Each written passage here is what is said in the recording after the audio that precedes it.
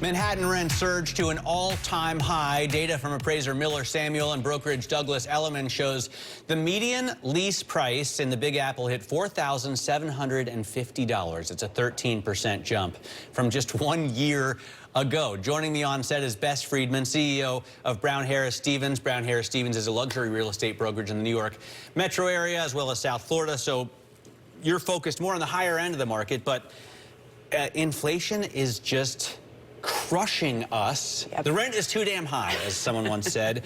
Can anything stop it?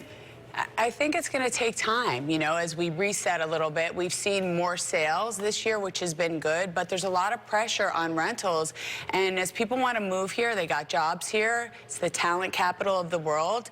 You know, rents keep going up, up, up as people pause on the purchase, you know, avenue. They're just waiting to see what's going to happen with rates, with everything in the economy. Are we headed for a recession? All these questions loom. And so the rental market is a place that people can temporarily live and make decisions later on. So what about your clients? I mean, people who are buying high-end real estate, they don't have jobs, right? These are just people with a ton of cash. Yes, that's discretionary, and thankfully, even post the mayor's race, that market has been incredibly robust. People have not stopped. They have really? I thought everyone was leaving New York after this communist won. Wasn't that what we heard? Isn't that what everyone said? That's what everybody said, but that's not what happened. In fact, we didn't skip a beat. The market has been really strong. People have pursued and bought and closed, and we're seeing a really strong luxury market because people made a lot of money in 2025, and that's a different market, obviously. But you are in, like, if we do see an exodus from New York, those people are going to South Florida, another market you're in, right? Yes. So you're in a great position to tell me about the flows. Yes. Are we still seeing that flow south, or any of them coming back? I mean, we have been seeing that in drips and drabs, and we're not seeing anything substantial.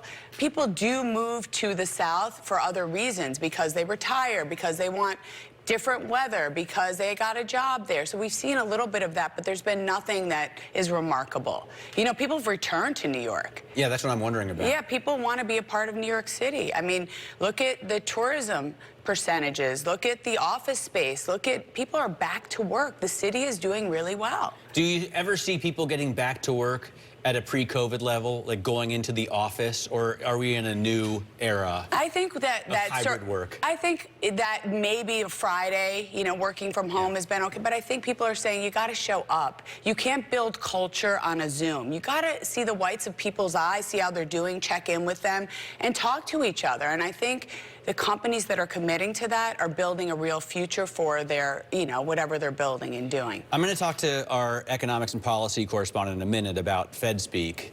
And obviously the Fed has been cutting 7,500 basis points now. Does that matter to your clients? I mean, look, New York City in particular is a big cash place. I mean, people buy their homes, a lot of them in cash, like 60%, I think we saw. But yes, of course, it all matters. It matters for consumer sentiment. They want to know that rates may come down, but it's not going to be anything meaningful. It was 25 bips. It's not going to make a big impact on mortgages.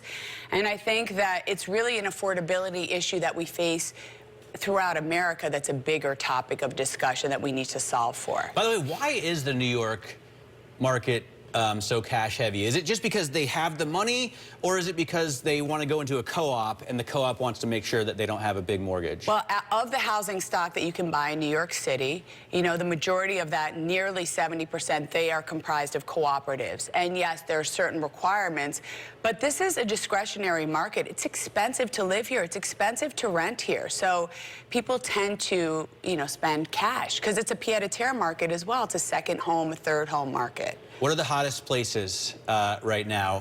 Where are you doing your best business? Where do people want to go and live? I mean, all over the city, but the Upper East Side is, like, they're saying uptown is the new downtown. Still? Sorry, it's not just because I live there. I'm not selling my book to you, Matt. I promise you, the Upper East Side is where it's at. I mean, downtown is always hip, but there's all these new places that have opened up on the Upper East Side. And you have parks, you have schools, you have temples, you have everything that people want. So, but the city all over is great. And the boroughs, I mean... Brooklyn is super hot and strong. The townhouse market there is incredible.